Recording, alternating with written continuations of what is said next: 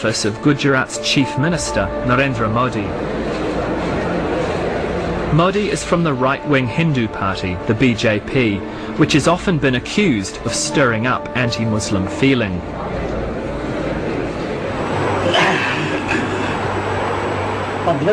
Harish Bhatt is a member of the Legislative Assembly in Narendra Modi's government.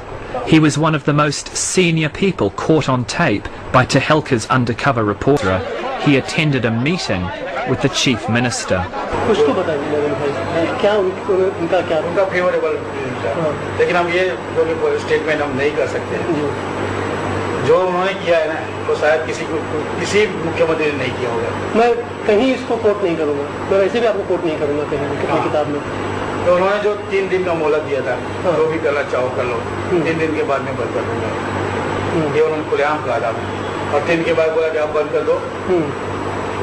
Imtiaz भाई, आप उस दिन थे यहाँ पर, 28 तारीख का वाकया है ये, आप जाफरी साहब के साथ थे, उन्होंने काफी फोन कॉल्स किए, और क्या बताया जाफरी साहब ने फोन कॉल्स के बाद, किन किन को फोन कर रहे थे?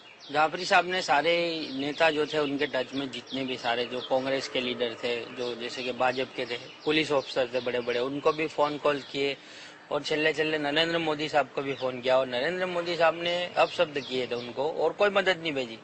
शाम तक के 4:30 बजे तक कोई मदद नहीं आई थी। 4:30 बजे के बाद सब मदद आई पुलिस की, बाकी वहाँ तक कोई मदद नहीं आई थी। पर आपको कैसे पता था कि उन्होंने नरेंद्र मोदी को ही फोन? उन्होंने खुद ने, उनके जुबान से मैंने पूछा कि अंकल आपने किसको फोन किया, तो जाफरी साहब ने ये बोला कि मैंने नरेंद्र मोदी को फोन किया, और वो मदद की जगह अपने को बोले अपशब्द, मेरे को गालियां बोल रहे, उस तरीके के उनके आखिरी अल्फाज थे। उसके बाद में वो किचन की तरफ गए, और किचन के एकदम मायूस हो गए थे कि अब कुछ होने वाला नहीं, क्योंकि एक मंत्री, इंसानी जो स्टेट का मंत्री है, वही ऐसा बोल रहा है कि कोई मदद आएगी नहीं, ऊपर से अपशब्द। तो उन्होंने फिर ये सोच लिया कि अब अपना ये पूरा इनका प्री प्लान है और पूरा अपने को खत्म करने का है। तो वो किचन की तरफ गए और दंगा योग से कहने लगे कि भाई अगर तुमको मुझको मारने से संतोष आता है तो मैं बाहर आता हूँ, तुम औरतें बच्चों को छोड़ दो। यही कोर्ट में मेरी यही बयानी है, और आप मेरी सर्टिफाइड नकल देखेंगे, उसमें भी मैंने यही बोला है।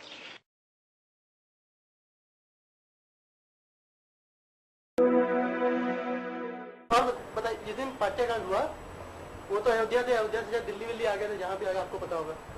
पाट्याकांड जिस दिन उस दिन शाम को या दूसरे दिन नरेंद्र भाई पाटिया है, बताइए।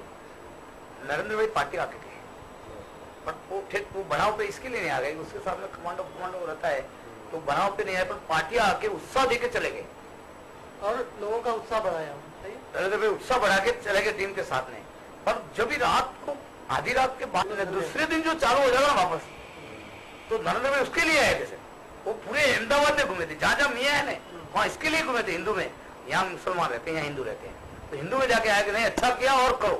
ये जेल गए, तो जेल में आप बताइए ना, छुड़ाया किसने, बताइए इनको कैसे छुड़ाया? हमको तो जेल से नरेंद्र भाई ने छुड़ाया। उन्होंने जज बदले, और जज बदल के फिर नरेंद्र भाई ने सेटिंग की, और नरेंद्र भाई ने हमको छुड़ाया, तो हम नहीं छूट सकते। पहला जज आया था, धोलकिया जी था, उन्होंने बोला कि बाबू भाई बजेंगे तो फांसी होनी चाहिए 4-5 बार, एक बार नहीं, और फाइल फेंक दी सब। फिर दूसरा आया, तो दूसरा ने हमारा को यही बताया कि नहीं इनको फांसी होनी चाहिए। फिर तीसरा ने फिर 1.5 साढ़े 4 महीना हो गए। फिर नरेंद्र भाई ने हमारे को संदेशा भेजा कि ठहर जाओ, मैं अभी सेटिंग करता हूँ, अभी टाइम निकल गया है। फिर उन्होंने अक्षय मेहता करके जज को भेजा, जज ने फाइल नहीं, कुछ नहीं, बोले जाने ग्रांटेड, सब जेल खाली कर दी, वहां बाहर आ गए लोग। तो वो ये काम हम तो भगवान इसके लिए मानते कि